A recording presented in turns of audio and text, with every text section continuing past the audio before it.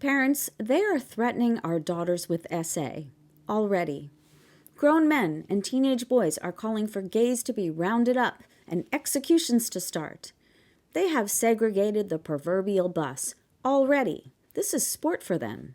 They couldn't even wait a day before yelling, "Psych, fooled ya, Project 2025 was the plan all along. Your body, my choice. Slam your stupid face into the brick ceiling. Prepare to report for slavery, cotton pickers. Pack your bags, vermin."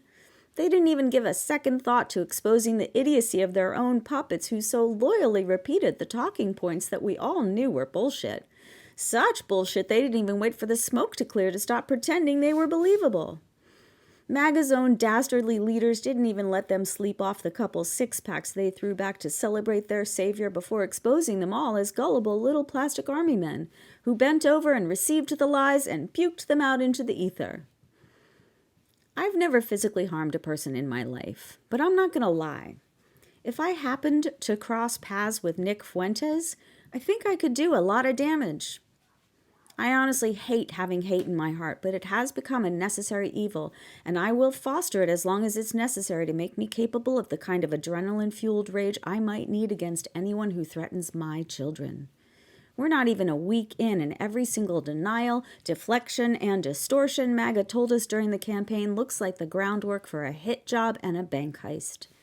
They're not only in it for money and power. They want to practice unfettered physical and psychological warfare. When Needle Dick Nick Fuckwad Fuentes says "your body, my choice," he is leading every other needle dick to commit the crime of rape. And we're not going to couch it. We're not going to dismiss it. We're not going to explain it away as locker room talk. That is a promise.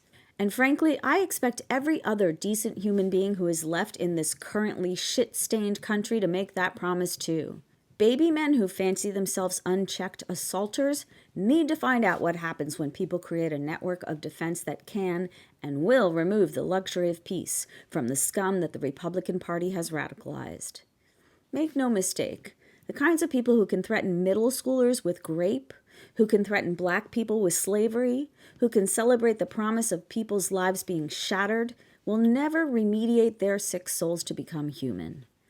Don't tell me I have to extend an olive branch to put myself in anyone's shoes, or give any fucking person the benefit of the doubt when it comes to the kind of malignant filth we have seen just days after the election to end all elections. The MAGAs with any heart left will peel off, but unless they do it before it gets sicker than it already is, they're going to have to keep swallowing that meal they ordered while the rest of us hope they choke on it. What's in store for this molested nation are the nightmares that every veteran held in their minds as incentive to run towards the enemy. Every oppressed American who came before us fought for the kind of world that their children could thrive in. And we are not going to shit on their sacrifices by watching our girls go back to being property with no voice and watching our vulnerable flap in the wind. Folks, stupid can't ultimately beat smart. And they've got a whole lot of stupid and only a little bit of smart. We have smart throughout. They have a healthy head start in the heist and the hit. But smart can catch up. And once we outsmart them, I believe we'll regrow faster than an orange ear under a maxi pad. Yeah. Well, MAGA, have the day that you deserve.